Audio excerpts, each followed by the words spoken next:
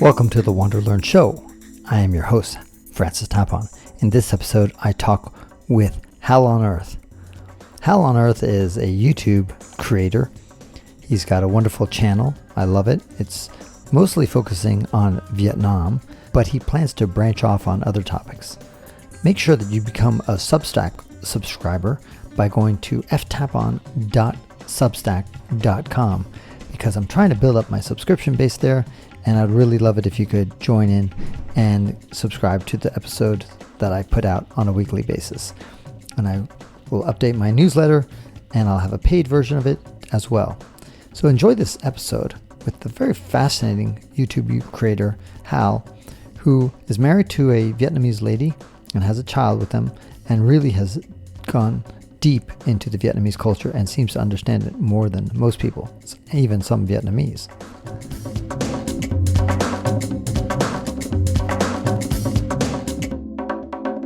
What took you years to figure out that was not clear to you after your first few journeys to Vietnam about the culture that is not entirely obvious, or you thought it was A, but it turns out it was B? Something that's obvious, but deeper than I imagined, is the role of family in Vietnam.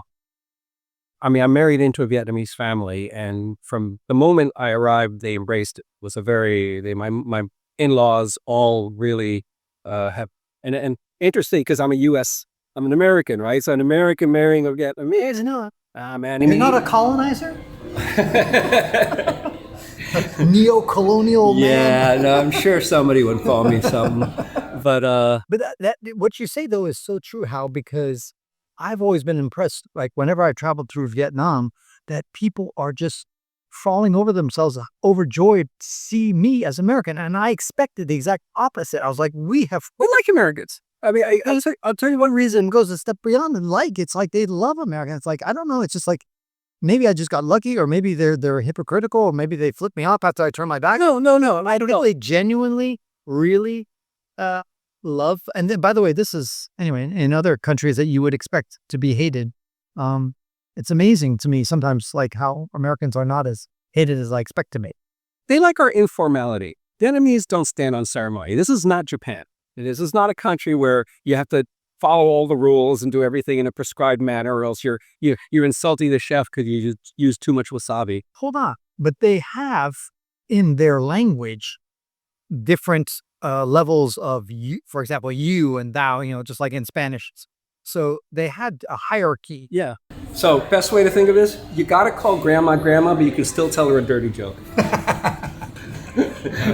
Okay? I mean, that stuff is all there, but fundamentally, and I found this north, central, and south, I find this all around the country, people look like, which is something Americans do too, they try to cut through the formality pretty quickly. Very much, it's embedded in our language in the sense that we're one of the, I don't know how common it is in languages, but not many, most languages that I know have more than one way to say you.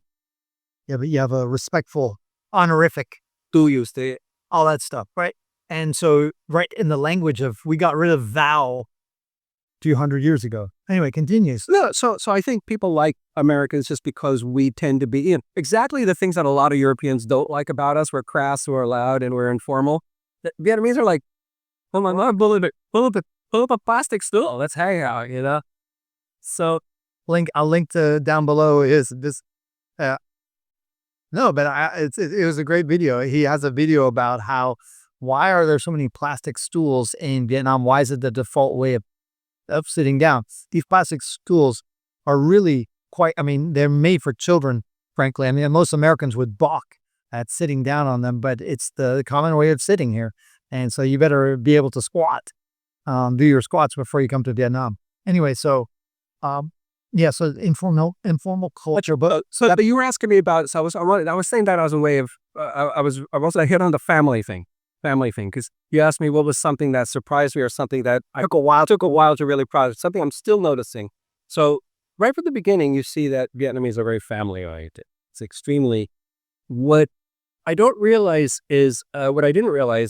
was how much certain rituals, like the death anniversaries, for example, are all about preserving clan. They're all about preserving those family connections. So, for people who don't know this, Vietnamese have they celebrate the anniversary of a loved one's death. And it's called a Dỗ. And the Dỗ is a celebration where everybody eats, the whole family gets together, and you eat together as if your departed loved one is the guest of honor.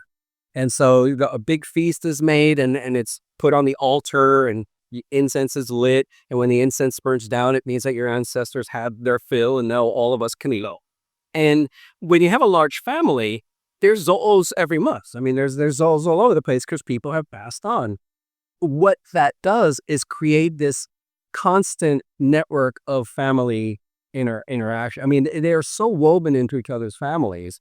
And what I love about this is that, first of all, I think it's very psychologically healthy. I just find Vietnamese to be psychologically healthier than, well, I think maybe Americans is not. That's faint praise because I think we're in a bad place mentally in our country right now.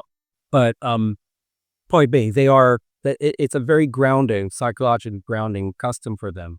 And so it keeps the family networks tight. It keeps them connected to their past.